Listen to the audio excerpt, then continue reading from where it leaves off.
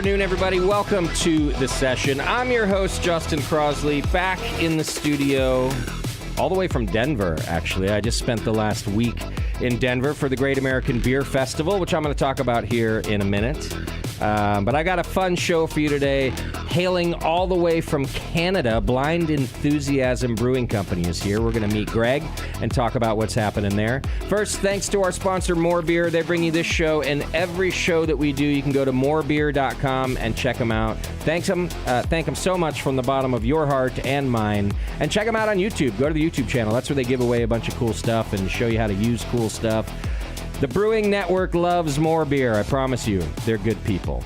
All right. Let's get right to it, shall we, Greg? I've got Greg from Blind Enthusiasm. Greg, I didn't even bother asking you how to pronounce your last name because I knew I'd forget it by the time Take a shot. Zeshuk. Yeah, or Zeschuk. Zeshuk is probably the correct spelling, like originally, but as we call Louis, Zeschuk, nice and phonetic, super easy. So Zeschuk. Yeah, it's good. What's your background? It's mainly Ukrainian and a bit of Polish, and that's from that part. I'm third generation, so it's a long time ago. Got it. Yeah, Zeschuk is way easier, isn't it? It is. So. It's not fancy. It's so funny, like as soon as I pick a name phonetically, it's always the opposite, right? Yeah. I was like, no, it was Zeshuk. Fuck. No, that's probably the right way to say it. Excellent. Well, welcome to the show. Blind Enthusiasm's from Edmonton, Canada. Yeah, exactly. Edmonton, Alberta. There's the province. Straight north of Montana. So if you go straight north of the middle of Montana, we're up there. We're about 300 miles from the border. We're north of Calgary. Calgary's just between us and the border. Okay. We've been running about 7 years up there. Here's the start of my stupid questions for the day. Yeah. So it's the most freezing place on earth, right? Or close to it. So I love Montana, but I've only been in the summer. And everyone from Montana, they don't want Californians there anyway, but they also said to me, before you decide you love Montana, spend a winter here because they're brutal, right? But you're saying you're north of that. Yeah, they're mild in Montana. Is that right? Yeah, I mean, it gets cold. I mean, it's interesting because once you adapt to it, it's not bad because you can always dress. But I mean, coldest it gets is around minus 40. That's where Fahrenheit and Celsius kind of like cross. It's very commonly in the 30s, minus 30s or minus 20s. But that's just like a week or two. So you have to like plug in your engine at night. Oh yeah. Right? Yeah, if you're outside, we have block heaters in our cars that actually run a little heater in the car overnight so they don't freeze solid, which they will if you don't. Right. And that's starting soon, I assume. Is it cooling off now? Or? Oh, yeah, it's starting to get cool. I think next week, and it's funny because it warms my heart as a spontaneous brewer. Next week's spontaneous season. As soon as we get to hovering around freezing, above and below, that's when we start brewing spontaneous. So it's just starting to get to freezing at night this coming week.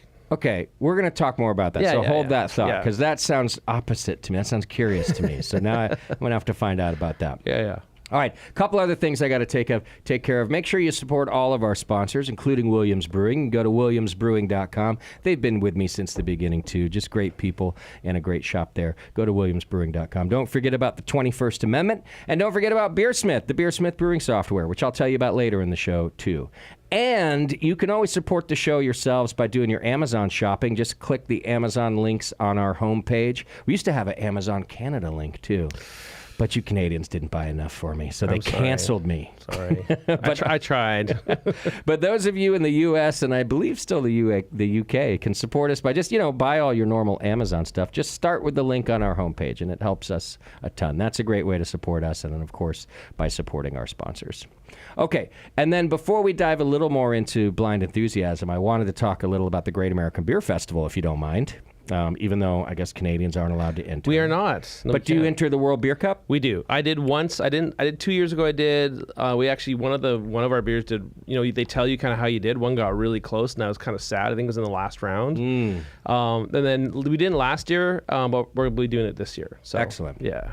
Well, I believe, and rightly so, I get more viewers for our World Beer Cup broadcast than I do our Great American Beer Festival.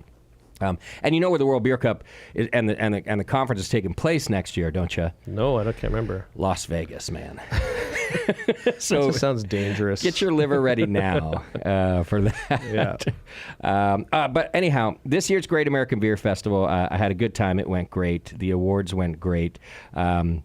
The hall was massive, and then I think slightly less people, so you could really get around. It's a good time to think about going to GABF next year, because I think they've got it pretty dialed in. It was comfortable, it was fun, the beers were great, but I wanted to give a few shout-outs. I love streaming the awards, so I've been streaming the awards in some capacity for 17 years.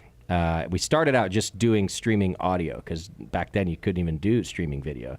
Maybe if you were like CBS or something, you need like massive trucks worth of equipment. But I've been streaming the audio since way back when. And of all the things I do at the Brewing Network, the award ceremony streaming, I think, are my favorite. It's never gotten old for me. Like, I love seeing you guys up on stage winning. It just means so much, right? My listeners have heard me say this before.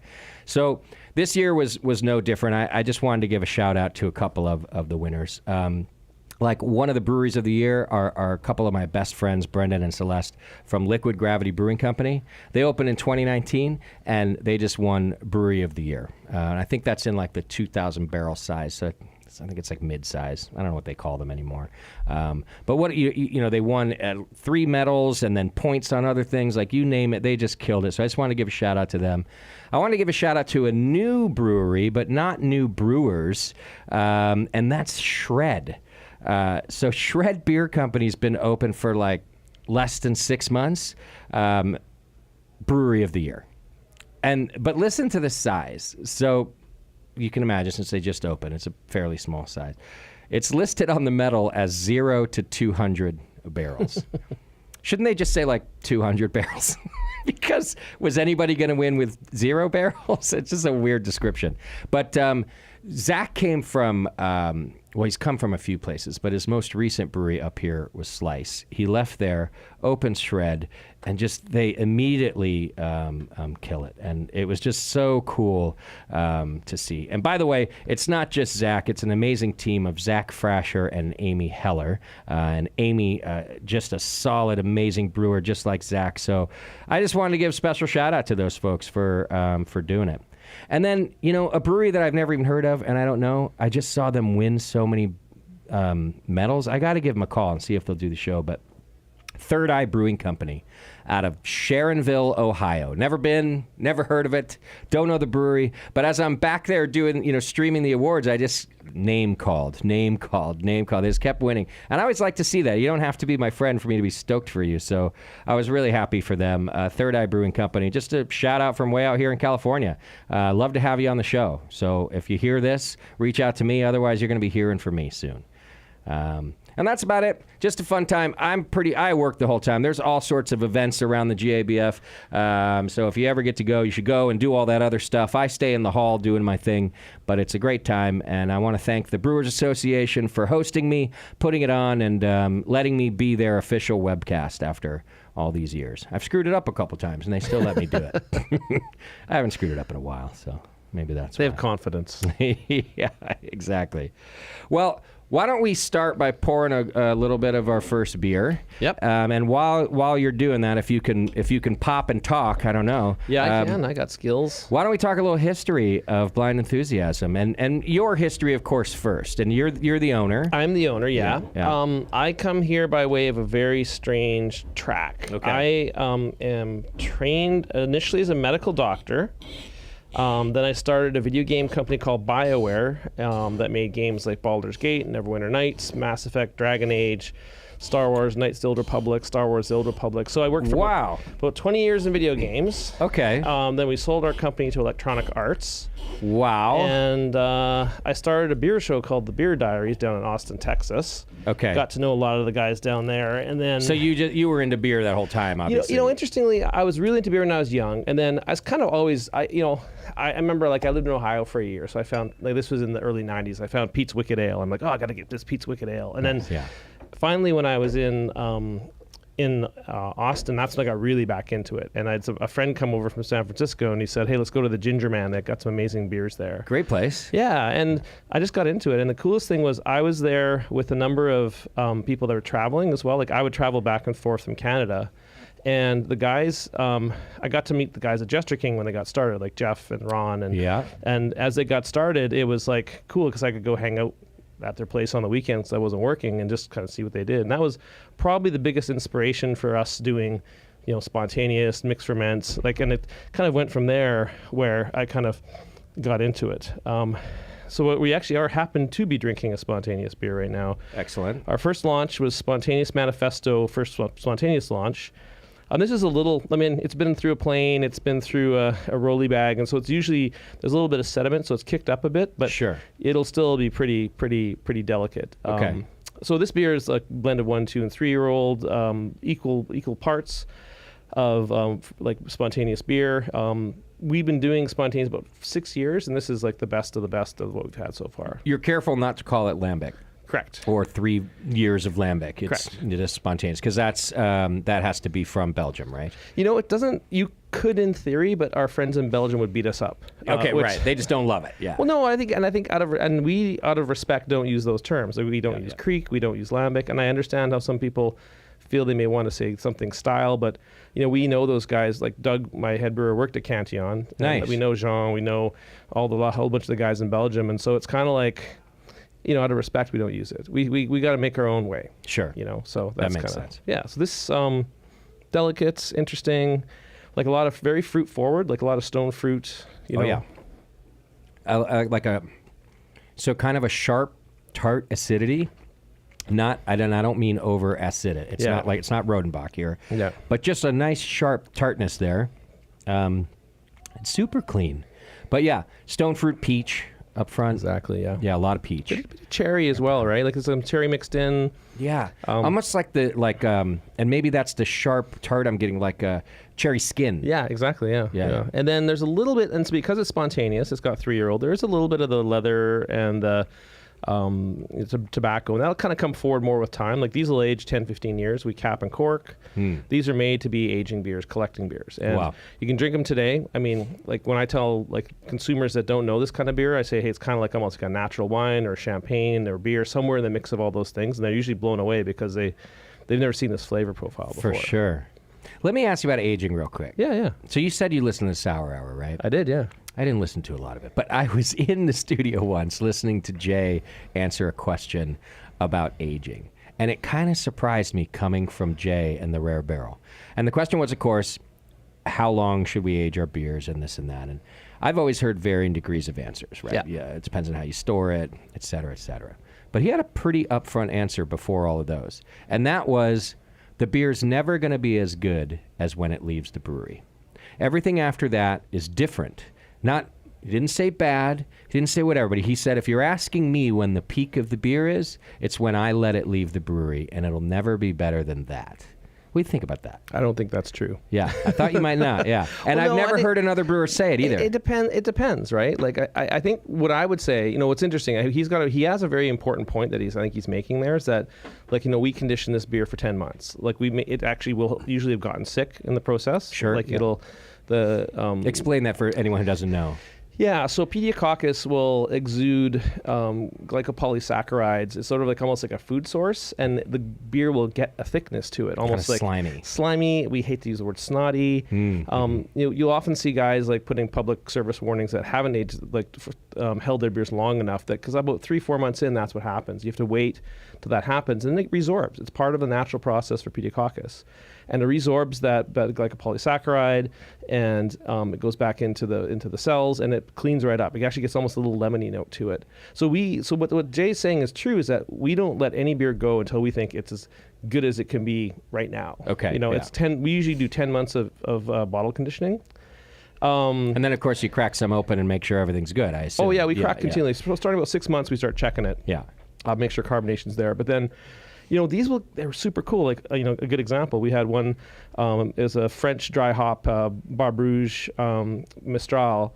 And it was after a 4-year-old bottle is phenomenal. It's better than when we opened it. Wow. And we've had, if you wait 25 years, it'll be very different. Mostly, what'll happen typically in a beer like this, the Spontaneous Manifesto, the fruitiness will drop a bit, the savory elements will come forward a little bit, and it just won't have the same fruit forwardness, but it comes down to structure. It's very much like aging a wine. There's a structure, the acidity, the alcohol, those things work together to support it. But so it will get better with time in a lot of cases. It won't. Sometimes there's a point where it isn't, but then that could be like, we don't know yet, but we're at least 5 years in on these beers, and some of them are still absolutely phenomenal. Better. They're phenomenal. Yeah, like it's crazy. No Brettanomyces in this beer? Oh, yeah, there's Brett. Yeah, there is? Yeah. So this, so as a spontaneous beer, we've actually been doing a pretty gigantic research study. So we actually are doing a very large research study with our local university. So we know there's only like huge number of microorganisms in this. There's multiple strains of Brett. Okay. We're in a couple of years, we'll start releasing papers based on our research. We have my head brewer, we have a guy that's got a PhD in fermentation science. That's our research assistant. He's through the university, but he works with us researching this stuff. So there's Brett, there's so much stuff in here, and the spontaneous, it's crazy. Our mixed ferment, there's Brett as well. We pitch Brett. Okay. But we pitch about 5 or 6 microorganisms, but the spontaneous has like the kitchen sink. It's just unbelievable how much stuff is in there. And is it spontaneous in the sense of like a cool ship and a bunch of open windows? Yeah. Oh, it is, right. Oh, it's for reals. Did you inoculate anything in this particular one? No. So 100%. Yeah. Wow. So we do. It's so clean for that. Well, yeah, we've refined our process. We have a true turbine mashing system. So I said Doug worked at Cantillon. He got permission from Jean.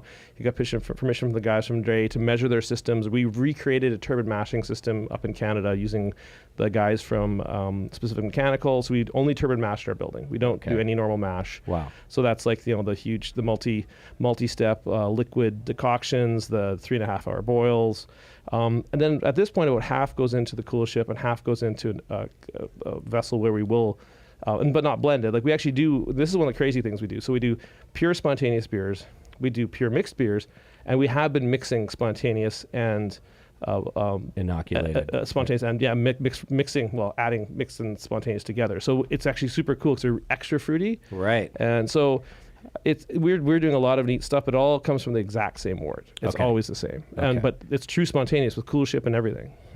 It's delicious. Thank you. That surprises me. I never would have guessed. I wouldn't have been upset by calling it a spontaneously fermented beer, but I thought, no, this is pitched. This is inoculated. This is we've got like 5 or 6 more coming this year. We're doing a lot of beers. Like we have over 500 puncheons in our building. Okay. Like we do 100,000 bottles, but 50,000 of them will be spontaneous. This is like a reveal in a sense. Like we're going hard into this in a big way because that's what we're passionate about. Sure. Okay. So let's go back to how you started. You get turned on by these beers after through friends and the Ginger Man, but how do you end up getting into a brewery? So when I was working at BioWare, like I said, I kind of knew I was going to retire. I kind of said, I'm done. I've been working about 20 years. We'd sold the company to Electronic Arts, so I was very fortunate on the financial side. Great. That makes it easier to run a brewery, that's for sure. Yeah. Well, at least something a hole for you to dump your money into. Yeah, that which is spontaneous beer. yeah, exactly. But and then like I kind of got this inkling that I wanted to after interviewing Jeff from Jester King. I'm like, man, you know what? I want to do a beer show. I want to interview brewers. And so I did this show called The Beer Diaries. They're still on the internet. They're still on YouTube. And I did this show where I would go and do these long form interviews at their breweries, discuss with them like the beers, and it'd be usually cut down to about a 30-minute interview, way ahead of its time. This was the first ones are probably 2010, 2011 maybe. And I did that for a couple of years and did one season in Austin and did one season in Colorado, all around Colorado. And then So just traveling around recording, little recording kit. Yeah. Okay. Well, I had a crew. I had 2 or 3 people with me and a sound guy, and then my wife was like, "You quit games because you travel too much." I'm like, "Yeah, that's right." Right. But I didn't like that travel. Well, and it's funny, and it was a really funny time, and it was when I was interviewing Funkworks in I think it's Longmont, Fort Collins. Oh, Fort Collins. Yeah. Yes, that's right. Fort Collins Funkworks. Brad and Gordon, they're the 2 owners. I was chatting with them, and I think Brad was an accountant and Gordon was an engineer that made bike frames. Okay. But he was also like a national champion Saison brewer. So there's on homebrew side, he knew what he was doing. But I was like, had this moment, goes, I could do this too. Not just because I don't think I could do what they could have done technically, but I just you know what? I think just people can do this. You can. And so I came home to Edmonton. And before I started the brewery, I kind of became the exec director of the Brewers Association there and kind of ran that for a bit. But you were at no point so far a brewer yourself, not a home brewer, nothing. And I'm still not a brewer. Wow, amazing. I do a lot of emails. Okay, yeah. Well, most brewers, most owners end up doing that too. Yeah. But I love hearing this, Ed, because Well, go on. I just love hearing it because you're right. Anyone can do it if you have the right mindset. Yeah. But you speak like a brewer, so I'm just surprised to hear that you're not. I spend a lot of time. I have brewing diplomas. I'm very academic. I've done diplomas and I've done lots of courses in it. And I've read lots of books, but I'm around it all day, every day. Got it. Because I'll be honest, sometimes when I'm reading a bio and it's an owner of a brewery and nowhere in there does it say brewer, I get worried about the interview, right? Because or like, okay, it's going to be a sales interview. Like those are never fun. As a beer radio host, that a sales interview is never fun. There's when they would give me the sales guy instead of like one of the, I'd be like, okay, I'll make it work. Yeah. No, and so for me, like I just had a real passion for it, and I'm a BJCP judge and all that stuff. Like I've done a lot of stuff to kind of get there. And then I started it. And then for me, the key thing was hiring some really strong brewers. Like my brewery, I have two breweries. I have a clean brewery, we call the Market. Okay. Does ales and lagers. Lagers all the way from 7 years ago, so we're ahead of the curve. Yeah. A guy named Rob Monk runs that. Rob was the head brewer at Yukon, brewing way up in the Yukon, and the head brewer at Spinnaker's. He'd been in the brewery industry 17 years when I hired him. So he's a super veteran.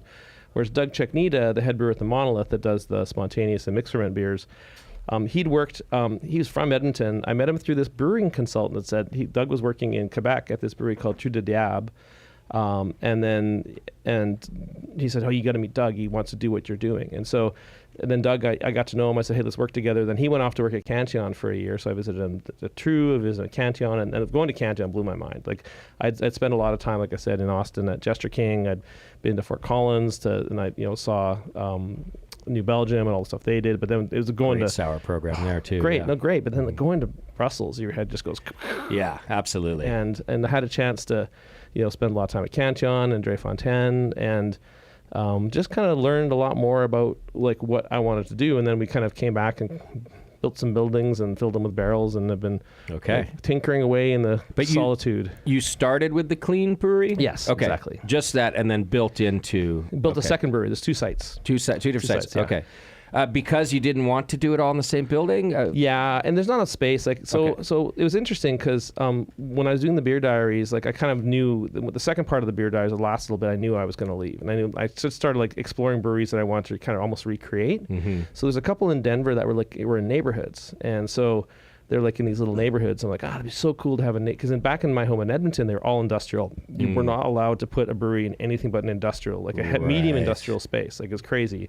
So no one had tap rooms. Like there were no tap rooms back when we're talking the 2012, 2013s. Like there's no tap rooms. And so I came back, so I'm going to make a neighborhood place. And then turns out like the city guys said, no, you can't do that. You can't put it there. But you can make a restaurant that happens to have a brewery.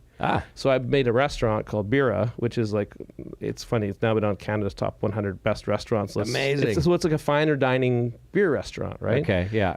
It's really funny because it was accidental, which doesn't make sense. Yeah, that was just going to kind of make fun of you for that. Like, they tell me how to do a restaurant, so whatever, I opened a fine dining restaurant. So it's not like it happened without thought. No, but so the tricky thing the key thing with all these things is my approach to all this stuff is I don't do it myself. I find someone who can do it, and then I give them all the tools and I help them. So I had this chef, Christine Sanford, and Christine was super talented. Everyone said, got to hire Christine, and she created the menu and the restaurant. Like, so now my job is to make her successful. It's the same thing in video games, because while me and my business partner made the first few games, eventually we were just helping other people make games. Like we were kind of the editors and the mentors, and so facilitate talented people. Yeah, it's like the easiest thing you can do is find super talented people, help them be successful, and then I'm super lazy, so I can sit back and let them do all the awesome work. Absolutely. And then I just write the emails. I love this. I just write emails. You're my idol right now. No, and then and the thing is, that's how a good way to work is, and it's hard to do, but and so that's kind of like how it all happened. And then we opened the clean brewery restaurant that would have been like 7 years ago, and then 6 years ago the Monolith opened. And so for 4 years we had no tap room or anything at the Monolith because it took years. We were still. And the Monolith is the sour, not sour. You don't call it the spontaneous. Yeah, spontaneous mix. Yeah. No, sours are. Oh man, we can go into that for hours. Like sure. You can call these beers sour in the sense, but they kind of undersells them. Like I think you're right. That's the I think in the beginning it was helpful to help introduce, but it did become, there were diminishing returns after a while because people were like, sour. So you're right. Well, no, that's interesting because you go like, well, what's different between mine and the kettle sour? They're both tart. Mm-hmm. They may or may not have fruit. Mine takes 4 years to make. Theirs takes 4 weeks to make. Right. But there's a difference in the tasting, but you got to get the consumer to taste it first, right? Then they'll kind of get it. But if they just like see it on a menu board, they'll like, well, that one's more expensive, and then they're both the same thing. So why would I drink it? Yeah. So I find like with our beers, like just like the experience you had is when you have people try them, they're like, wow, this is remarkable. And like, sure. Yeah. So I'm skipping ahead, but only because I'm making some assumptions here. Yeah. It sounds like you were most excited even before you opened the first brewery about spontaneous beer, but you started with a clean brewery. Yeah. And I wonder if maybe you sort of thought about it like whiskey or something. Like you're like, well, I need to do something for 4 years until this stuff's ready. That's true.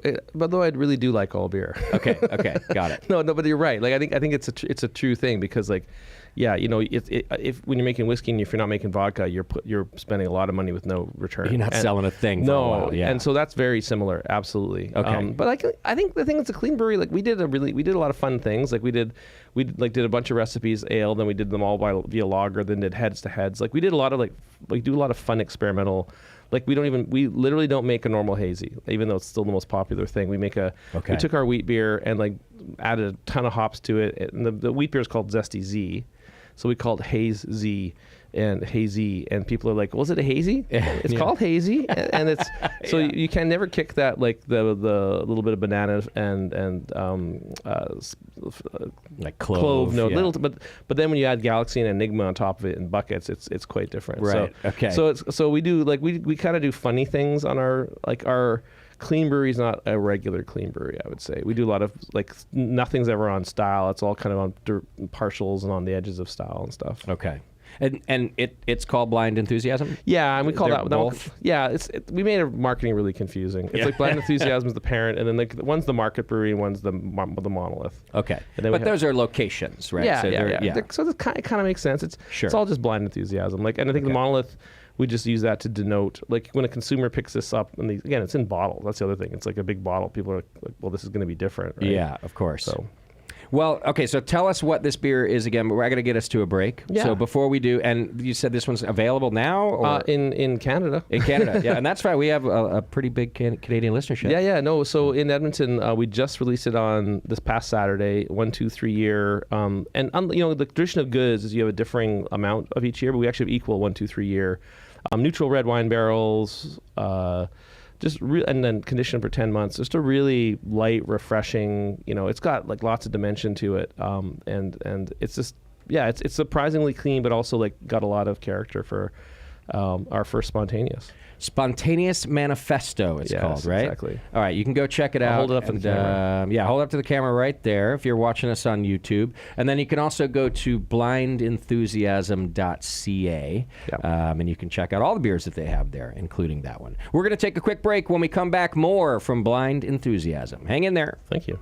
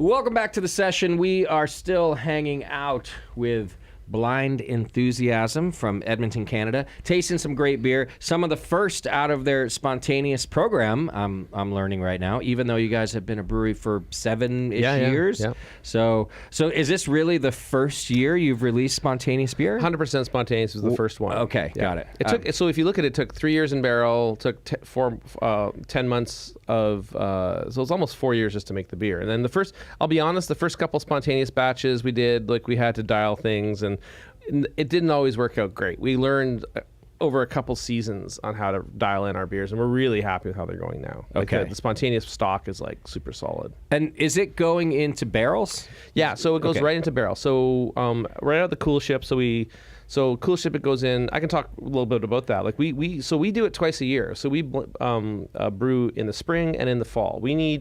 We want temperatures around 0 Celsius or 32 Fahrenheit, around freezing. Yeah. We want kind of an average of that, and so we'll usually put it in about 4 o'clock at, just under boiling, and it comes out for us at like 18 Celsius, which I'm guessing that's probably 60-ish. So you're not even running it through a heat exchanger? No. Okay.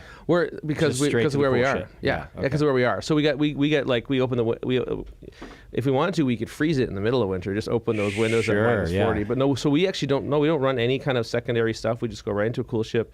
We open the windows. We actually have a computer program that controls the room.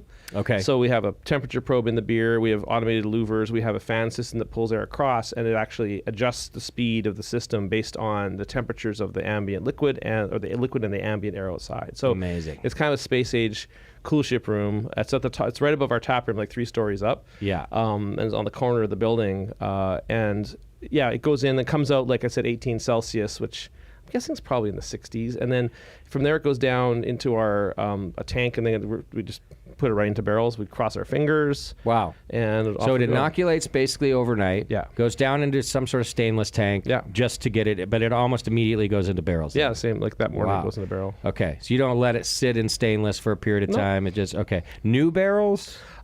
Typically, no, not new. They've been used. Like we get barrels from all over the world. We have a bunch of brokers we work with. They're typically 400 to 500 liters, so like larger size puncheons. Okay. That'd be like 100 gallon, like 80 gallon to 100 gallon puncheons. We have barrels from like California, Sicily, Italy, like northern Italy, France, some from Canada. Have any of them had beer in them before? Never beer. Just wine. Typically wine, though you'll see we do some, like the next beer we got up is actually Marsala. So Marsala is a fortified wine from Sicily. We actually did a bunch of beers in Marsala barrels, which you could also do port. We've done cognac, Armagnac. So we actually do a number of more so our mixed fermentation beers. This next one will be mixed fermentation into like interesting barrels to kind of catch flavor from the barrel. Got it. We're typically doing like 2nd, 3rd, 4th fill red wine barrel. So they're fairly neutral. You're getting maybe a little bit of tannin out of them, but generally we're using it just for the physical characteristics of the wood and the permeation of oxygen and stuff. Sure. So. Okay. Well, and part of the reason for this line of questioning is I think I read that you're the largest barrel program in Canada. One of them. I don't. Okay. I mean, we have like 500 puncheons. Wow. Which is a lot. Yeah. We have 4 rooms, over 2 stories. I mean, one of the biggest. I think it's one of those things that like there's guys like this brewery in Quebec called Oval. On the way in the East Coast, I mean, Bellwoods has a big program, but they use more fooders. So, like, if you kind of counted like literage or barrelage, we're right up there. Like, we're in the top 5, right? Like, and we're just getting started. So, we're pretty full of barrels though. Like, I don't think we're not going to be giant, but we want to be like turning beers really reliably. Sure, that makes sense. Well, especially because once you get started, you've waited this long, you've had to get it going. Now you want to just keep the flow of bottles coming out. Yeah, and that's the plan. That's the name of the game. Yeah. So. You clearly then still sell more clean beer until this ramps up? Yeah, exactly. And do you think that'll always be the case, or will this overtake This will overtake it. I mean, we're also small, because we're a small pub brewery. Even though we sell kegs to restaurants, we're still a fairly small pub brewery. Got it. Like, our combined right now is probably still under 1,000, probably under 800 barrels, like 1,000 hectoliters. And so we might get to 2,000, with the barrel programming almost being all of that. So we're not going to be a giant. Like, I mean, it's funny because I think in the big picture of things, if you can turn, 500 or 100 barrel tanks, like you're going to make way more beer than us. But I see. You can't do that. Like we take years to build up that volume. Yeah, and then once we got it, we can kind of like churn it, which is kind of cool. Yeah, it's all blended too. So everything's blended. So we usually do from anywhere from 2 to 8 barrels blended. We actually sit down and group, like all the blending is done as a team. There's about 5 of us that blend. We actually sometimes bring in guest blenders to kind of like, if someone like is a wine person we know, we go, hey, we're blending a Riesling beer. Yeah. We want you to kind of, you're a Riesling expert. Literally, we've had one guy.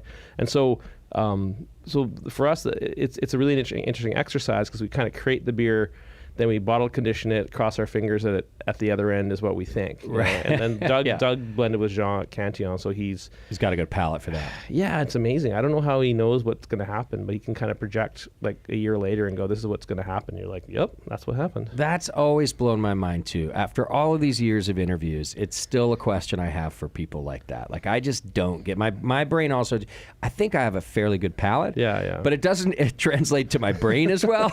So I can't, like being predictive like that is just I think I feel the same way. Like I've like I said, I judge. I've done this for years now, but it's just not my skill set, And I think then what's cool about, we've actually gotten this like another brewer that's doing some blends now, and it's nice because we do it as a group. Like blending in some breweries is very arcane. Like one person closes the doors and does it, and then out pops the beer. But we try and make it a team effort so we can kind of like reproduce it. We also do a lot of science, like total titratable acidity and stuff on the side of the blend, so we know acid targets, and we're very science-oriented brewery. One thing we kind of say is we use traditional techniques, but scientific method and analytics to get better results. Sure, and it makes sense. Let's try the next beer. Yeah. And so far, it's coming out in the beer because we've all had those sour beers that are too acidic, and you want to love it. You want to love all the other things, but then there's something overpowering. That first beer we've had so far was just, I think, incredibly well balanced. Thank you. That's very kind. Yeah, that's the intention. This one is super neat, and I'm always super biased about stuff. This is a Marsala beer, so it's 24 months fermentation, a mixed fermentation beer. So we pitched the microorganisms into the wort, put it into barrels for 24 months. And the entire time it was spent in Marsala. Marsala is a fortified wine that has kind of nutty notes. It can be either, if you heard of Marsala chicken, that's the cheap stuff. It's like the dry stuff, but there's like also a very sweet Marsala, which is a sipping kind of fortified wine. So this is probably more likely the fortified Marsala. So it's got like, you'll probably find some like maple syrup and some sweet notes, but these are also incredibly dry. There's no sugar in these at all. There's zero. But this is like got some really neat tones in it. Wow. So already, by you saying no sugar added or no sugar left, is there fruit? Is there no fruit added? These are all the esters. So these are all fermentation effects. It has such like and it's changing as I speak. Such a complex like toffee or chocolate. But so and many nutty and like and like that like and then like. And now it's turning into nutty. Yeah. As it sort of drifts off the palate. Wow, and that's just from the barrel, you're saying. Yeah, wow. And the barrel and the fermentation notes. The interesting thing. I would describe ourselves to some degrees as it's maybe a bit pretentious, but masters of acid. Like the right balance of acid can accentuate certain flavors. So we're targeting, like we're actually like again, if you know total titratable acidity, we're almost always under 10. Okay. So we're like on the lower end, kind of where a cider or like a very sharp white wine would be. But what this does is it takes these beers and accentuates elements that you don't normally. If you just had a huge acid bomb, like you wouldn't catch all the subtlety, right? So we have it just enough that it's kind of like causing all these neat things to pop. And this one in particular, like we got a gold medal at the Concours de Lyon for this beer. Wow! And it's just one, and this is our best seller. This outsells everything in the tap room, probably like 5 to 1. And we're almost out of it. Wow! But we have another batch coming. So we actually got like a full container of Marsala barrels. So we're this is our future is we've got these in the future. And it's funny when we made this one because Doug's like, if people just know us for this beer, hey, that's okay. But at the end of the day, I'm pretty sure our spontaneous will impress people too. So, without all of those other accents being brought out in this too, it would just be a tannin bomb also. And I love tannins, by the way. So I would say this is tannic. Absolutely. But because of all those other subtleties that are spiking up and down, it doesn't just taste like wood. Yeah, and so that's a really important. That's a great point because, all our beers have a fair amount of tannin, both from the barrel and sometimes the prior inhabitant. So like if it's a red wine, you'll get some red wine tannin, you'll get some wood tannins. Okay. So you'll get tannin. So yeah, there is that kind of like tannic effect, but because it's so fruity and so bright, it doesn't like linger. It doesn't kind of like burden your palate. You know? And that's kind of why I'm giving you props. Like a lesser brewer would have gone, oh, it's fine, just put in that great barrel. And then we would have ended up with a bunch of tannins. Because even I can be like, nope, that one's just, now I'm just chewing on wood. Yeah. That's a fabulous beer. I can see why that's your best seller. Yeah, thank you. No, it's a cool one. And I'm sorry, also blended? Yes. Okay. So I mean, this case is a little bit different because it's all blended, just all Marsala barrels. So like, what we'll typically do is, in the case of this, we'll have probably 8 Marsala barrels, and we may only use 6 and put 2 into a Grand Cru. So this is usually and sometimes we'll take some of the Marsala barrels that maybe aren't as expressive out and throw them in something else. Okay. So you get a little bit of this character. So we still do blend, we still select a certain set of barrels, and we still kind of pick what we think is the best for a particular blend, and some we'll sort of put into other stuff. So yeah, all still blended. Like I think probably 8 barrels in this one too. That's delicious. Thank you. Yeah, that one's that's why I brought it. You got to bring a showcase. I mean, let's be honest. But it's interesting because it's just there's a real sequence to what I'm doing today. So like the spontaneous first, because it's more delicate, it's more subtle. This is fairly bold. The last one will be very bold because it's a dry hop, and that you'll see a little later. But the purpose behind this is to kind of like show a range, right? Sure. So tell me about the relationship of beer and food. Now I realize that you sort of built the restaurant out of necessity, but you don't seem like the type of person who's going to stop there. No. I it's interesting for us because and it does absolutely dictate the beers we make. So when we started, because the restaurant was primarily supported initially by the clean beers. Okay. And that's why we don't have like anything like double dry hopped IPAs and stuff, because those don't go that well with food. True. We have quite a few lagers, we have quite a few wheat beers. We did saisons for a while. I mean, it's kind of crazy, like in the world today, where saisons are still like they don't sell at all. So don't use the term saison. You gotta kind of it's a mixed ferment or some kind of interesting fermentation. But so we do a lot of subtler, food-friendly beers. What's come along with we've had these new ones out, like the monolith beers are great because the acidity is phenomenal with like fattier foods, right? Like it's still you're still having a challenge with like big red meat. Like I think beer is tough with big red meat. Some of the richer, we actually have done a couple of red wine barrel that are quite like with a slightly different wort. That's a little more aggressive, a little more Munich in there, for example. Sure. And those can kind of hold up red meat, but otherwise it's like these are better with lighter meats.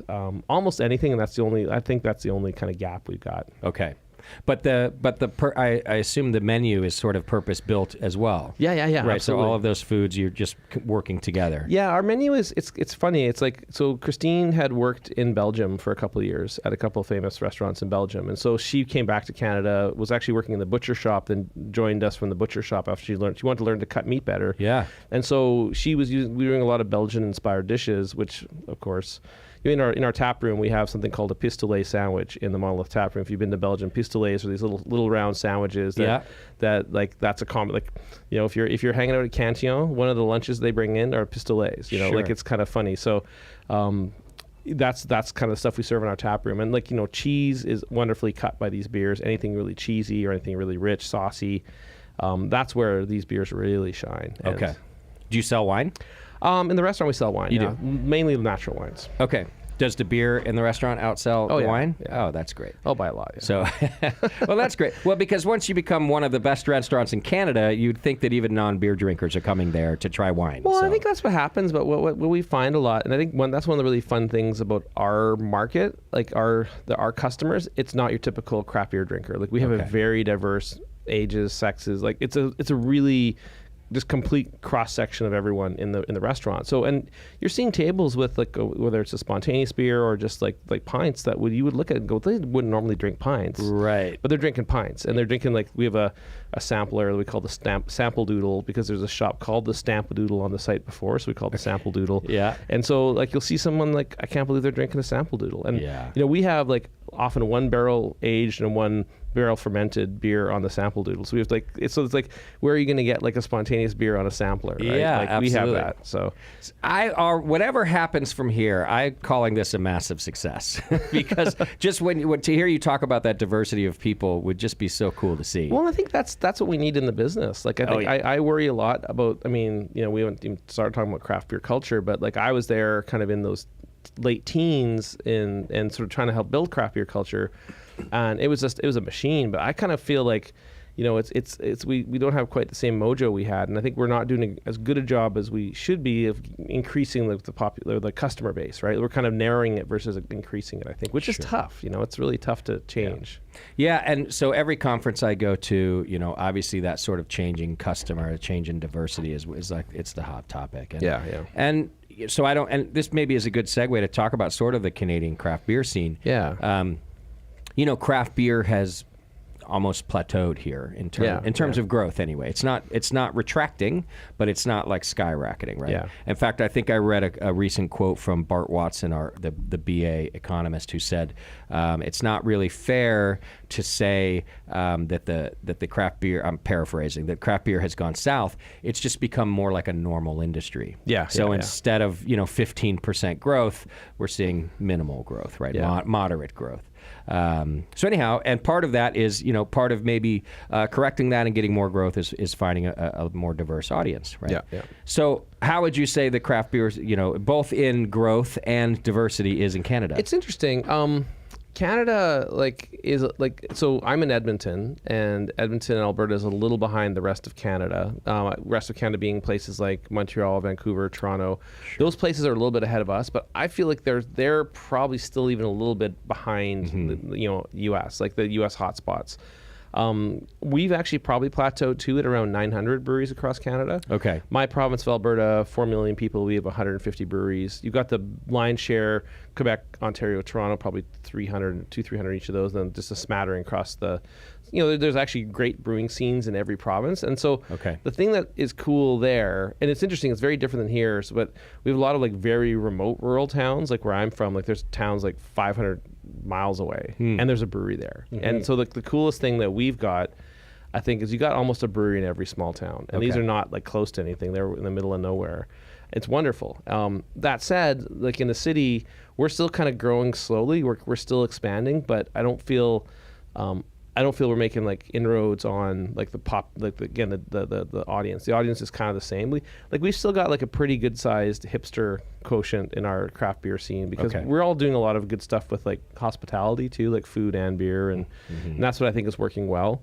But yeah, the Canadian scene is, and you've seen in my city, for example, like we're 1,200,000 people, we have 20 breweries, which is really nice. Like it's a nice balance. That is a nice balance. Yeah, and then we have this thing called Happy Beer Street in Edmonton where there's like 10 of us. Okay. And and so like we're my monolith on the north end of that. Then on the east side is Bira and the Blind Enthusiasm Brewery, Market Brewery, and then the south there's some friends like Sea Change, Alley Cat. So we have this like 45-minute walkable street where there's 10 breweries. And it's becoming an entertainment district, but it's so funny because that's been the places down here for years, but it's new to us. And so like people are like, what? There's this place you can go and drink beers and walk it up and down the street. And you're like, yeah, I remember doing that 15 years ago in Austin or in Denver. Yeah. But we're kind of catching up, but I think it's looking similar. Like it's not looking that much different. So there's no real, I would say that maybe in a not a sad way, but there's no real secrets to be discovered there. Okay. I think what we're still getting a fairly young, but not the super young. Like I have kids in their 20s. And they occasionally go, I mean, they're very cost conscious. So that's one of the things that's really interesting with the youngsters is they're like, well, how cheap is it? It's like, well, it's not very cheap. Well, we're not going there. We like cheap drinks. Yeah. And you're like, oh, okay. Like, well, maybe we can make some like cheaper beers. But like, I think at the end of the day, you got to figure out what triggers those different audiences too. Got it. That makes me think of another thing that Bart Watson said. I heard him say at the Great American Beer Festival. And I heard him say it as the opposite of what a lot of brewers were saying. In several presentations lately, I've heard the rumor that the younger generation, younger people, are not drinking at all. So it's not just that they're not choosing beer, it's that they're not choosing alcohol. And this, I'm going to go ahead and spoiler alert, this myth keeps getting like propagated, right? And Bart got up and finally said, just so you know, the same amount of people drink in every generation. It's been going on and on and on. It's every generation, every single one. It's the same amount of people who do drink and the same amount of people who don't drink. Of course, what they choose or where you live, and there might be these other things that happen that make it look different. But he said overall, we have every generation has the exact same amount of drinkers, and I found that fascinating. So I'm going to stop asking people like, oh, are the young people not drinking in Edmonton? Yeah, they're doing it elsewhere. A lot of them are pre-drinking, based on what I've seen. Like they pre-drink and then they go have 2 drinks. You know what I mean? So it's more. It's going economics. Yeah, I mean we're in a slightly tricky economic time right now, right? And I think the kids, the younger folks, are the ones that are like the least employed. They're having the most challenging time, so they're not going buying $20 bottles of mixed ferment or spontaneous. Right. So like, I mean, funny enough, they actually are the ones that sometimes do that in the restaurant because when they want to treat themselves, they'll kind of go for the finest things. There you go. Yeah. Which is cool. Yeah. But that's like a rarity. You know? Sure. Like, but yeah, don't spend where you don't have to seems to be more of a trend than I'm not drinking. Right? Yeah. How about beer styles? You know, it's funny. Like I know we talked a touch about this on the outset, but yeah, hazies are still super popular. But it's funny. Like I was saying, they seem like a newer thing, like last 3 years or so, whereas they've been down here forever, right? Sure. You know, it's kind of it's paralleling here. Lagers have come on big popularity as well. I mean, they were kind of always a little bit popular. Like that's what we were doing right from the beginning. They were always really good sellers. You know, it's pretty broad. Like it's pretty broad. Like I mean, I think the big stouts, pastry stouts, and those aren't really a thing up there that much. It's kind of like a rarity. Barley wine's always this funny kind of like there's stepchild here. People like it. There's this sort of secret barley wine community that drinks them, which is just like down here. Yeah, I think it still ends up being. We've actually, we've kind of moved from hazy a little bit to West Coast IPAs. The spontaneous mixed ferment beers. It's like everywhere. They're still a segment. You know, like I'm heartened there as I am here, where every store will have kind of like a whole bunch of cans of hazies and IPAs, and they'll have some lagers, and then they'll have a little shelf of my bottles. And I'm like, okay, at least I'm still there. Yeah. You know, and I think that's what we see here as well. But like I said initially, like a lot of the sort of stuff that's fun, like English beers, like we do a really great English bitter. My head brewer Rob that worked at Spinnaker's was an English style pub, the oldest pub in Canada. Nice. From Victoria. I think the oldest operating one. There's one that maybe before it, but like the oldest continuously running. They would have like this amazing English bitter. They had these casks, and we do casks, but just because no one else does them, and they actually they do really well. But English beers, like, nice.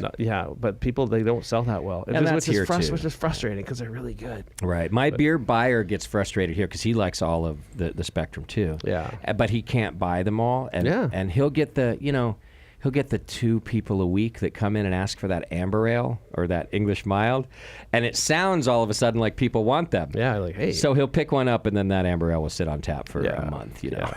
So it's kind of the weird. I think it's like I think that the appreciation of beer. There's a little bit of shock and awe to it. So what I mean by that is like these beers that kind of like really surprise you from a palate perspective. Like hazies are interestingly aggressive, right? Like, but at the same time, they can be very, very drinkable. Sure. So it's this funny thing where they're very new. Like that sort of like flavor profile has not really been done in beverage before, and very unique. So I can see why they're popular, but I'm a little surprised that they've kind of really maintained it for so long. I don't think it's a bad thing. I drink them too, but I think the skill that's gone into it, I think they're difficult to make. So they've gotten much better too. Yeah. Like this show in the past with my co-host is known for bashing hazies, right? And in some cases, rightly so. What I found is that as the more skilled the brewers get at the style, right? So you guys might just be at the start of that too before they become very, very palatable. And we've got a couple really good hazy makers in Alberta now, and so consequently they're very popular. You know, because. Like I think I find the biggest challenge on hazies to some degree is actually excessively sweet, and it's hidden away under all the layers. But then something's wrong. If you really think, you discover there's a lot of sugar in them, which shouldn't be there. Yeah, I couldn't agree more. Okay, I'm gonna get us to a quick break. We got another beer to try. Yeah, and we've got a little more to talk, and then we've got a little get to know Greg segment too. Exciting. Something I've been doing for a little while now. So, all right, hang in there. It's the session, and we'll be right back.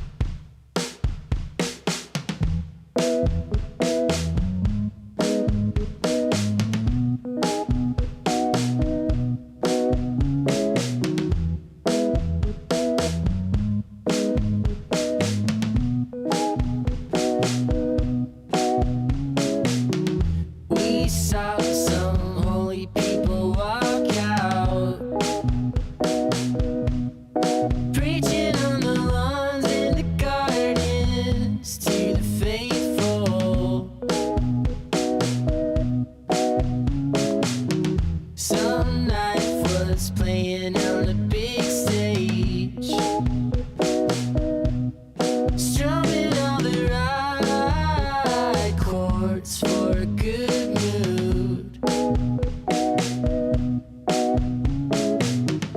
Down in the canyon all through the night, 10,000 lives I've lived singing side by side.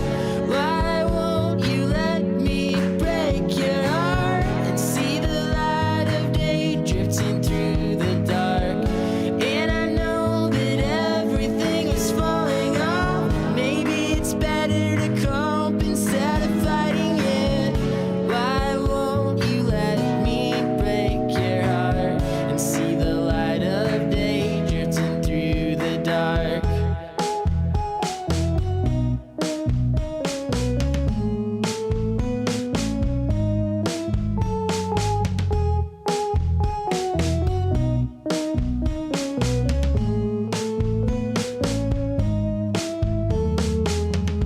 I sipped my hurricane and waited for my thoughts to turn vicious.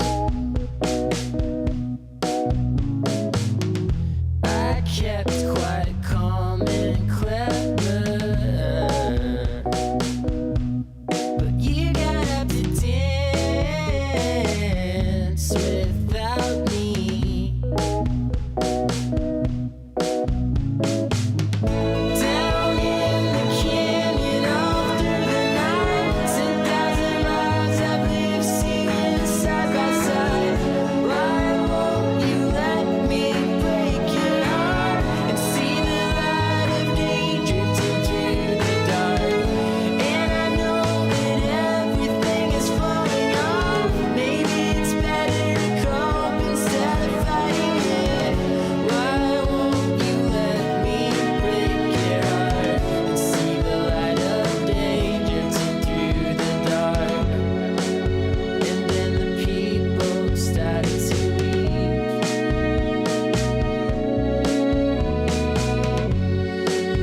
So I kissed your blushing cheek.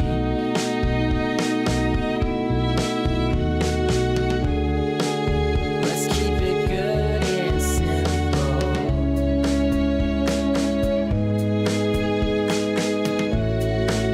Let's keep it good and simple.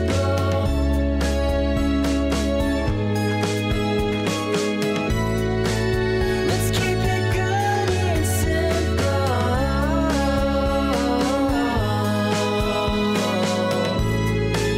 Let's keep it good and simple.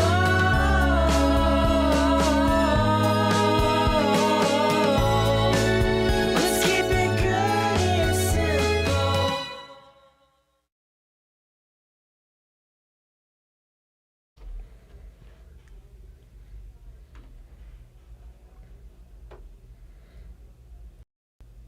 Welcome back to the program. Thanks for hanging out with us. We are still listening to The Session, and we're still talking to Greg from Blind Enthusiasm out of Edmonton, Canada. We're talking beer, and we're talking locations. We're doing that off the air, and we're talking Canadian beer styles and all of that. And we've got a little bit more to do because we got another beer to try. And I can tell just from the couple we've had so far that you guys are... well, you've kind of brought it up too. You're traditional, but you're experimental. Yes. You're experimental, but you're high tech, right? So like, you know, I love that it's spontaneous, but a super high tech like cool ship room. Yeah. So you guys are kind of really blending all of your passions really. Yeah. No, and I think my brewers are also just, you know, there's always an opportunity to improve, you know, and I think that. Like but just by virtue of my background, having been in video games and stuff, I'm not afraid of technology. So we're kind of as a company embrace it and use it in some degree in the brewing process, and that actually really, you know, it's all about like better product. Like one of the things we do, for example, is we really keep a surprisingly clean like brewery in the spontaneous and mixed ferment. So people are like, well, why do you do that? It's like, well, we're throwing in a bunch of random organisms. We don't need even more organisms being tracked in. You know, we actually people put booties on when they come in our brewery, and they're always like, "Really?" He goes, "Yeah, this is just what we do." That's the way to do it. Because we don't want strange things adding to our strange things. Yeah, we don't need more. My favorite sour breweries, with the exception of Cantillon, does the same thing. Yeah, but Cantillon can do whatever the fuck they want. They've been doing it for 200 years, so long time. yeah, anything that's there belongs there. So I'll pour this next one out. Yeah. This next one is called Astra Primursa. Astra Primursa is part of our dry hop series. We do a number of dry hop beers, probably about 3 or 4 a year. This one's a mixed fermentation blend. We've got next year coming some spontaneous dry hops. So this dry hop is EKG and Amarillo. Okay. So we tend to have like to do a traditional kind of a noble style with a modern style. And the intention for these beers is just to kind of like use the acid to express the hop in a unique way. And this one I think is among the most punchy and aggressive, very, very fruit forward. Still very clean. You know, this is purposeful again for what I'm showing you. This is like the most extreme of the hoppy beers that we do. I feel like an IPA drinker would probably drink this and like it. Again, almost no sugar, basically none. A lot of fruit character, fruit from the hops, but also, you get like the grapefruit rind and a lot of and some orange marmalade from the EKG, but just really bold, expressive. And again, same wort as all the other beer? Same wort, You guys just use one wort for 90%. We actually have we do a darker wort on occasion for we put some Munich malt in that, and then just to do a little bit darker. But 90, like all the ones we've been trying today have been the lighter, the standard wort. Yeah. So standard wort, spontaneous. This is mixed. Firm. So, yeah. Okay, mixed. Yep. And then the other main difference would be as dry hopping. This one's dry hopped. Okay. I think tannins in this one too, but I almost think some of them are hop tannins. They could be. Yeah. This one's like I said, this is almost like this is why I go IPA drinkers I think will probably like this because there's familiar flavors, but they're sort of different. Our hopping rates, I never know them off the top of my head because I just kind of always forget, is it 3 or 30 grams per liter?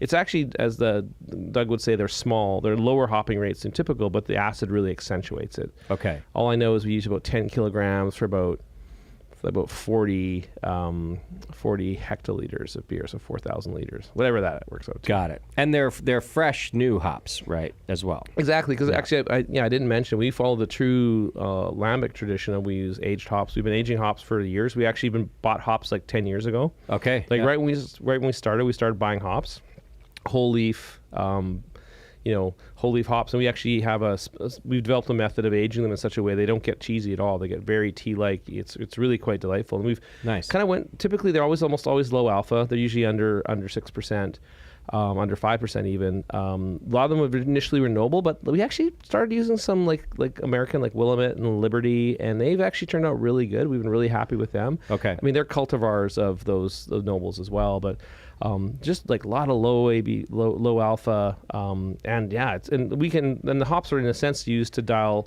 the acidity. So more hops means less acidity, right? So we've kind of refine our output. That's really what we've done. We figured all the triggers and all the levers to pull to kind of get certain outcomes we want from the actual barrels.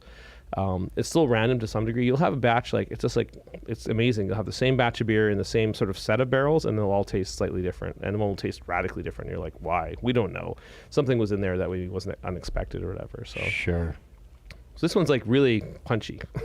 That's why I did this one.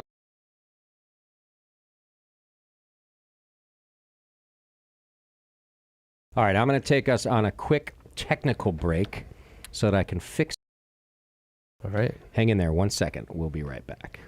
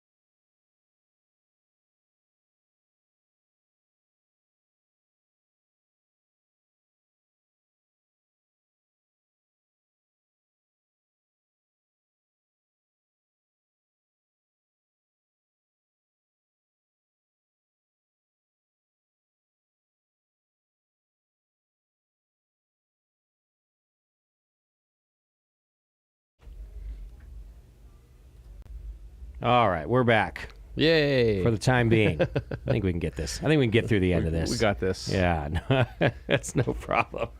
All right, where's my beer? That's the important stuff right there.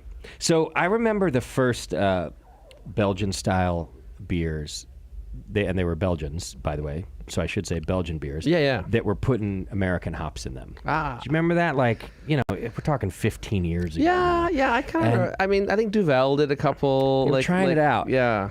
Wasn't a fan. Later on, they got better at it too. Yeah. But this is it's a great mixture. And to me, I guess the main difference is because it does still have a lot of the stone fruit coming out of it. It does still have but there's just a little bitterness. There's just a little bit of addition. And I'm sure if I had those hops next to me, I could smell what you put into. I'd also pick that up, right? But spontaneous beers are still pretty powerful on their own. Right? Yeah, there's a lot of esters and a lot of flavors on them, yeah. So when you get into this, I would be curious to try one with one of yours with one set of dry hop and then a different variety, right? So that I could really pick it out, especially since you're doing the same wort.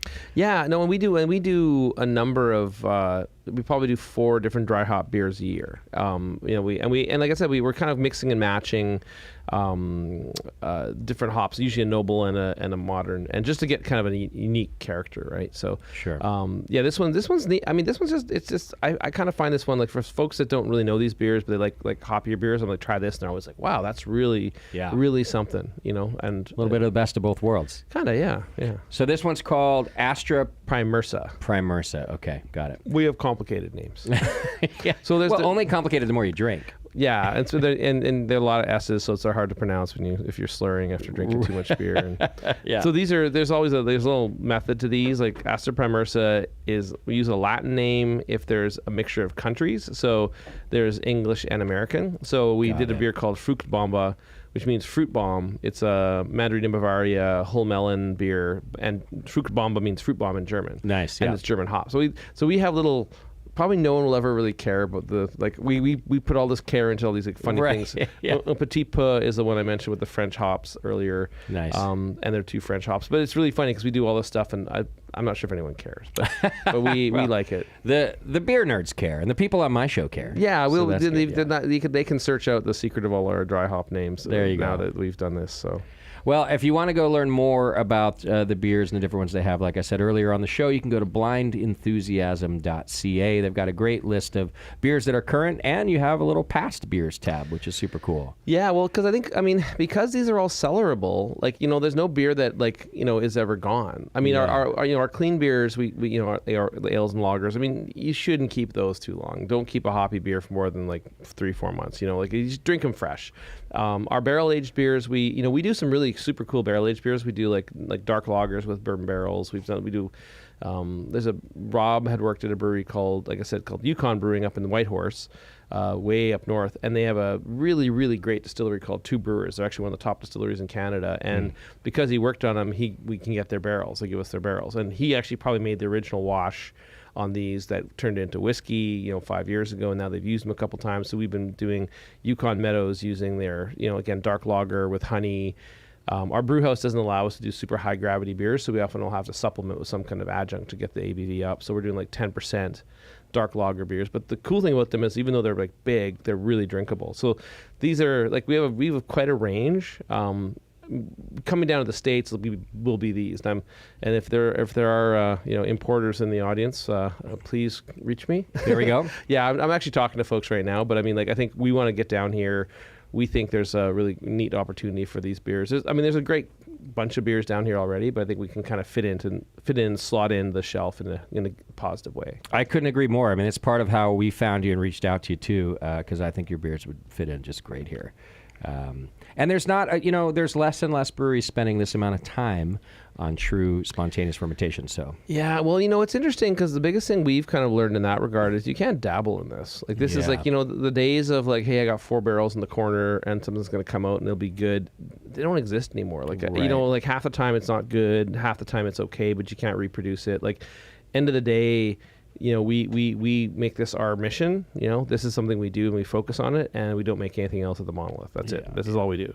Love it. All right, you're going all in. So yeah. Well, plus you got the clean beer to back you up. Yeah. So. Yeah. Well, you want to play Get to Know Greg? Sure, I don't have a choice. I'm tied to this chair. Yeah, this is how I like to end the shows now because we're running out of time here. Yeah.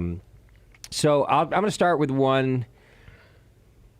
Yeah, this one's fun. Sure. If I was going to force you to get a tattoo tonight here in Concord, what would it be? Probably the hop grenade, I think. Yeah. That would be, it's funny you say that. Like, I've got a fresh tattoo on my inner arm here. Oh, nice. Yeah. And I got that. My daughter really, really wanted a tattoo. And so I'm like, okay, if you get one, I'll get one. Okay, yeah. My wife, not super happy about it, but yeah, I've got a couple. I've also the Star Wars. I worked on a Star Wars game, so I've got a Star Wars tattoo. And that's amazing. My wife has to give approval though, so sure. I'll have to call her, send her the hop grenade. Show me your logo, and then be like, I'm not sure. Hey, that's still the best answer I've ever gotten. She picks location, right? Yeah, that's fine. That's fine. Don't worry, I won't make you do this, but that's a great answer. I think it's a cool logo, man. You like music? I do like music. All right, here's one. In your opinion, and again, right now, okay, who's the best band in the world, either past or present? I know. You could change your mind tomorrow, so just know that. I have to say the National. Oh, yeah. And the reason I say the National is it's dad. My daughter calls it dad music, and I'm a dad, so I like dad but music. it's like sad dad music. It's sad dad music. It's they're so diverse. I mean, they do a lot of really cool stuff. So great. So that's my kind of like, I kind of listen to them. And it's funny, I always come back to them. That's the funny thing, is I'll kind of like do something else for a year, then come back to the National. I love it. You're doing great so far. What's the weirdest food that you like? That's an interesting one. I'm largely vegetarian. I eat fish.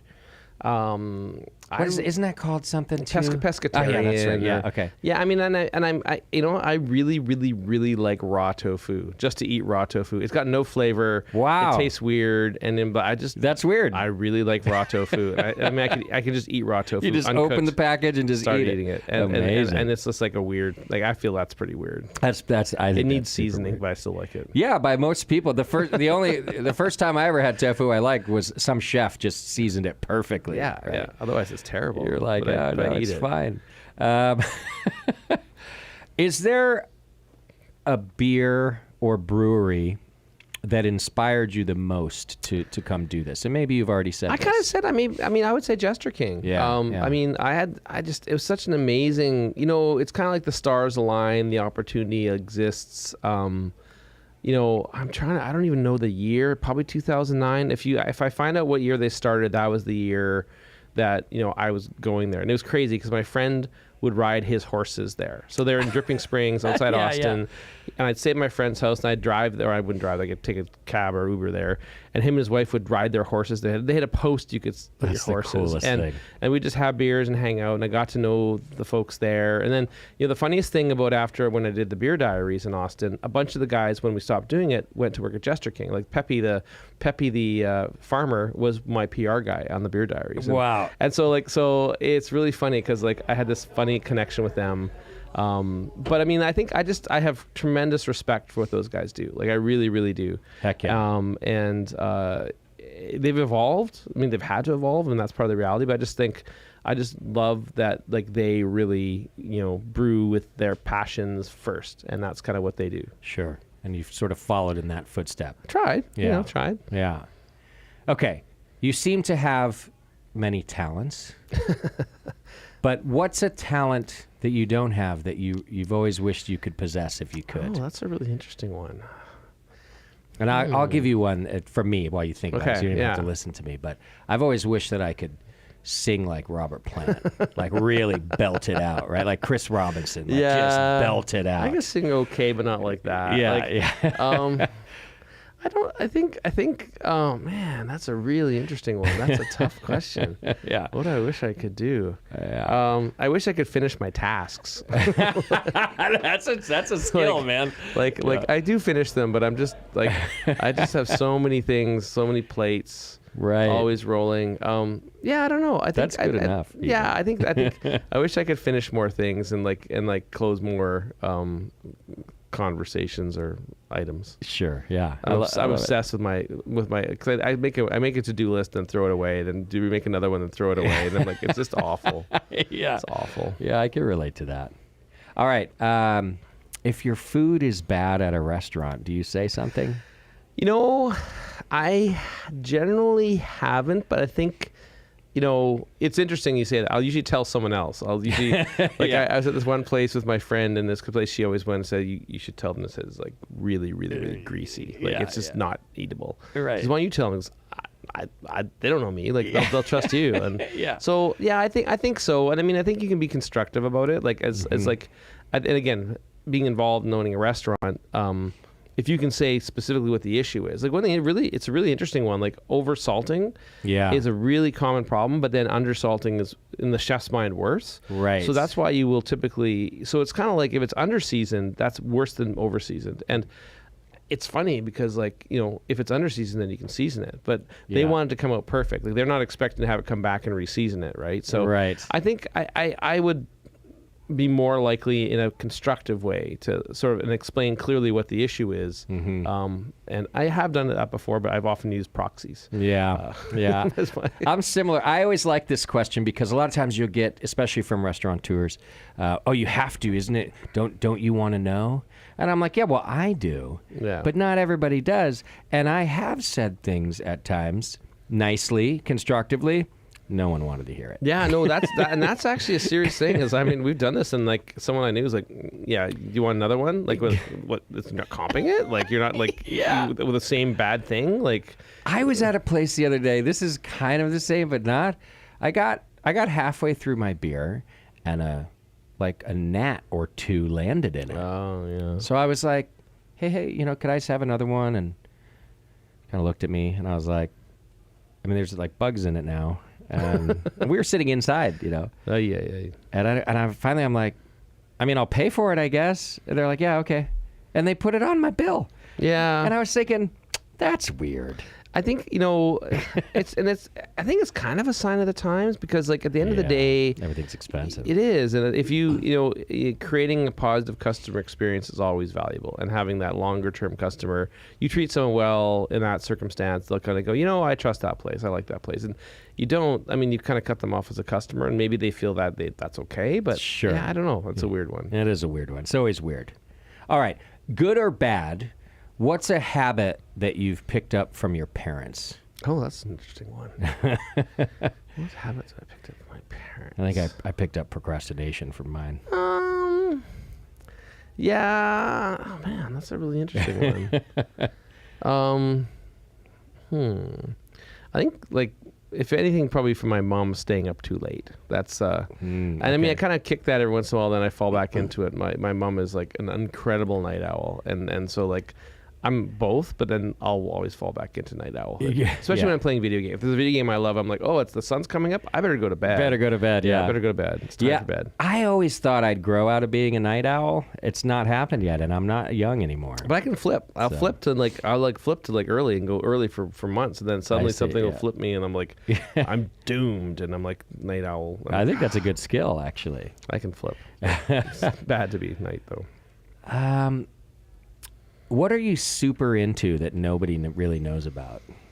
Some people know I'm really, really, really into fly fishing and tying flies. It's a passion of mine. I mean, people kind of know about it because I do talk about it a lot, but in the general world, people don't know that. And I mean, I travel and fly fish and fish a lot, so that's probably. And I tie. You make your own. You make tons and tons. I haven't bought a fly in like a decade. Oh, that's awesome. Did someone teach you that? Internet did. YouTube. Yeah, Something called YouTube. Davey McPhail on the YouTubes. Nice. He's this lovely Scottish guy who goes, oh, and here you go. You just roll this around here and roll this over there. Like, he's got this lovely voice. And there's another guy named Tightlines video. There's a couple like really, really. So you can just learn anything. And then and it's like I kind of think we're in this golden age of. You want to learn anything? It's on YouTube. Like anything. Absolutely. Anything. Like Absolutely. You want to fix your car? I was just going to say, I fix all of mine and my girlfriend's cars. And I had like a moderate amount of skills at doing that. Yeah. And now I'm like, oh, what's wrong with it? I'll figure that out. Where's YouTube? Yeah, I was like playing around with bike like derailleurs and stuff, and I'm like, oh, you just turn this, do this, and do this. I'm like, oh, I fixed my derailleur. I'm like, wow, It's pretty. like, why am I paying someone for that? I mean, they're better at it and they're way faster and more reliable. But Yeah. I mean, if in a pinch I can do it, I'm just like, that's amazing, actually. All right, here's kind of a weird one. Thinking about careers and jobs and people you know and people you don't know. Is it difficult to do what you do for a living, do you think?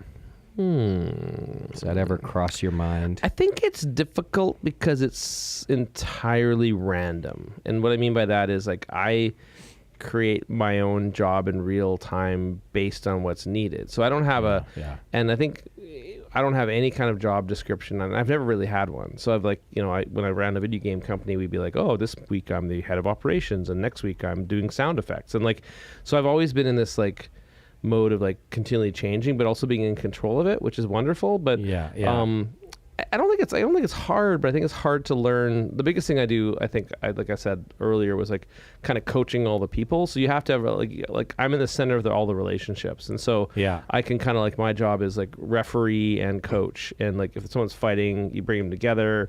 Someone's not talking, you bring them together. Like it's actually really easy, but it's very hard to execute because you need to have. I would call that very difficult, and I'm good at it too. Yeah, and I would call that very difficult. Oh no, and it's never ending. Like when my business partner and I ran BioWare, it's really funny because we had like 900 employees at one point, and then we had like some in Ireland, like another 5. Like we had over almost 1,500 people across the world. Wow. And we always joked, like everything's on fire, like literally everything's on fire, but there are certain fires that are burning more. So we just gotta like be focusing on the really bad fires, and then as soon as that one's out, you look at the next fire. Yeah. And like and your life is entirely, which is actually you're a firefighter. Yeah, and it's not good because we're still doing strategy, but like, you become very reactive, which is not a great way to work. But like, I think when you're juggling so many plates or spinning so many plates, it's just like, and that's why I quit. Like I quit after 20 years because I was just like burnt out because I'm just like, I had a studio in Austin of 600 people and then 900 in Ireland and making this giant Star Wars game. We're between Electronic Arts and LucasArts, Lucasfilm, and I'm kind of like doing all this stuff. And I was like, it's really funny. I was visiting a friend yesterday and he says, yeah, you look so much better than back when you were doing the Star Wars game. I'm like, yeah, I was a disaster. Right.